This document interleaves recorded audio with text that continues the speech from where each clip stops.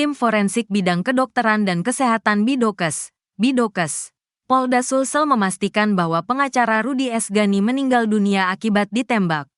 Hal itu terungkap setelah dilakukan proses autopsi terhadap jenazah di ruang forensik RS Bayangkara, Jalan Kumala, Makassar, Rabu, tanggal 1 Januari tahun 2025.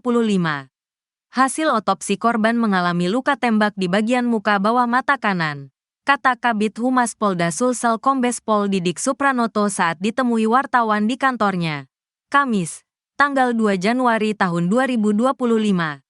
Akibat tembakan orang tak dikenal, OTK, peluru bersarang di tulang leher korban. Kemudian peluru bersarang di tulang leher, ujar perwira menengah 3 Melati ini. Proyektil itu, lanjut Didik, telah dibawa tim Lab 4 untuk diselidiki.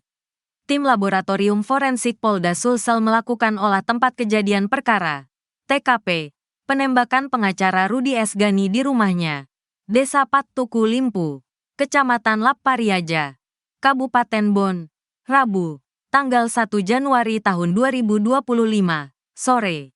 Olah TKP itu dilakukan untuk penyelidikan terkait insiden maut pada malam pergantian tahun tersebut. Dari dokumentasi foto yang diterima, tampak personel tim Lab 4 menganalisis sekitar lokasi rumah korban.